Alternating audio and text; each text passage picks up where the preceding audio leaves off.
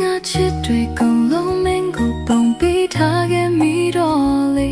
နောက်ဆုံးတော့ချန်ထားခဲ့တာပဲငါစီစီတနာထားမိတာအလားကားလို့ရသွားခဲ့တဲ့ချင်တယ်လားပြောချင်